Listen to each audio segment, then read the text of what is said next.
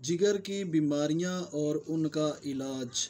जिगर की 3 बड़ी बीमारियां हैं। इससे पहले कि हम आगे बढ़ें इस वीडियो में, आप मेरा चैनल सब्सक्राइब करें और लाइक के बटन को प्रेस कर दें ताकि नई आने वाली वीडियो से आप फ़ायदा हासिल कर सकें। जिगर की पहली सबसे जो बड़ी बीमारी है उसका नाम है यरकान। ये 3 किस्म का यरकान पाया जाता है, ए, बी और सी। इसमें ए और बी जो है उसको पीला यरकान बोला जाता है, सी जो है वो काला यरकान बोला जाता है। ये यरकान क्यों होता है? ये मुख्तलिफ़ किस्म के जो आप गंदा पानी इस्तेमाल कर लेते हैं या मुख्तलिफ़ लोगों के साथ बैठकर खाना खाते हैं या गंदे आलात इस्तेमाल कर लेते हैं, जैसे जो है नाखून तराश या ब्लेड वगैरह या उस्तरा वगैरह, इस तरह की जो चीज़ें आप किसी और इंसान से, किसी दूसरे इंसान से ये जरासीम दाखिल होते हैं, इसकी वजह से आपको यरकान हो सकता है। इसमें मुख्तलिफ़ किस्म के जो मुख्तलिफ़ मशरूबात हैं उनमें भी ये जरासीम पाए जाते हैं और आपके जिस्म में, आपके पेट में, आपके जिगर में ये जरासीम जाकर बैठ जाते हैं, जिसकी वजह से आपकी क़ुव्वत मुदाफ़अत मुतासर होती है, उसकी वजह से आपको यरकान हो जाता है। दूसरी बड़ी बीमारी फैटी लीवर है। फैटी लीवर यानी इसका मतलब है कि आपका जो जिगर है उस पर चर्बी आ जाती है, फैट आ जाता है। इसकी सबसे बड़ी वजह जो पकोड़े, समोसे, घी में तली हुई चीज़ें, शवारमा, बर्गर, पिज़्ज़ा, ऐसी चीज़ें जिनमें जो है वो नाक़िस मटीरियल इस्तेमाल किया गया है, जो प्रोसेस फूड वगैरह हैं, प्रोसेस फूड होते हैं जो आप डब्बा में बंद चीज़ें इस्तेमाल करते हैं, जो बाज़ार से बनी बनाई चीज़ें मिलती हैं, इसमें चॉकलेट वगैरह जो ज़्यादा मिकदार में आप ये चीज़ें इस्तेमाल कर लेते हैं तो उसकी वजह से आपके जिगर पर फैट आ जाता है। इसमें मैदा जो है या आंतें जो है उनकी वजह से ये प्रॉब्लम आहिस्ता आहिस्ता शुरू हो जाती है। जब जिगर पे फैट आ जाता है तो उसकी वजह से ये आपका लीवर जो है फैटी लीवर हो जाता है, जगह सूज जाती है, जिसकी वजह से आपको शुगर और इस तरह की ऐसी बीमारियां आ जाती हैं जिनमें इलाज बहुत ही मुश्किल नामुमकिन हो जाता है। तीसरी बड़ी बीमारी है जिगर का सूखड़ जाना।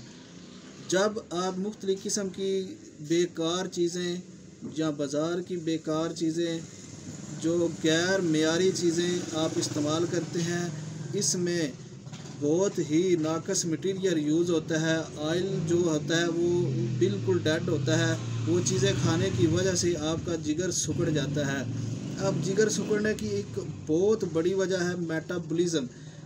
आप जो चीज़ें इस्तेमाल कर रहे हैं, जो भी चीज़ आप खा रहे हैं वो मेटाबॉलिज़्म होकर आपके खून में शामिल होती है।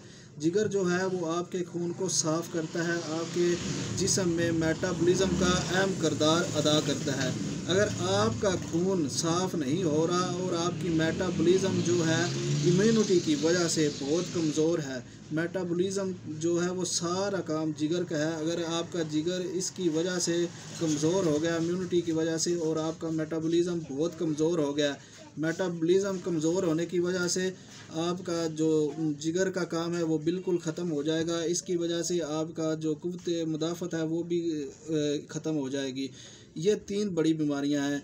इनमें इसका इलाज और परहेज़, यानी सबसे पहले जो वो है वो परहेज़ है। आप ये बाज़ार की बनी हुई चीज़ें ना खाएं, नाक़िस मटीरियल इस्तेमाल ना करें। पानी अगर आपने पीना है तो वो उबाल कर पिएँ।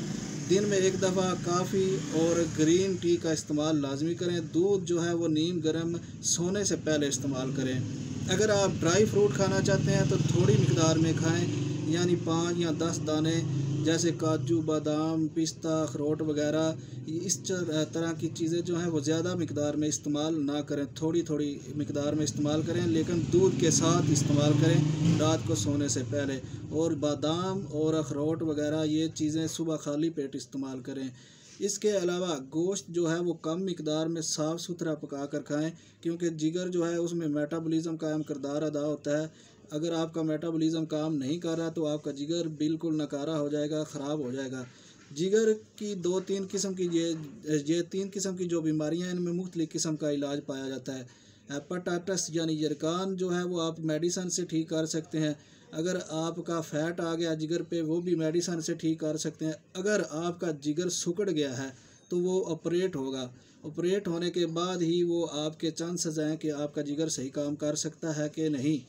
लेकिन इसमें 99% चांसेस होते हैं कि आपका जिगर काम कर सकता है, क्योंकि जिगर के 3 लोब होते हैं। उनमें से अगर 2 लोब भी काट दिए जाएं तो एक जो लोब होता है वो कुदरती तौर पर आहिस्ता आहिस्ता परवरिश पाकर ठीक हो जाता है। यानी ऑपरेट इसका फिजिशियन और सर्जन जो है वो इसी तरह ही करते हैं। इसमें एक ये बेहतरीन होम्योपैथिक की मेडिसन है, इसको इस्तेमाल करें। बहुत शुक्रिया चैनल पर आने का। अल्लाह हाफिज़।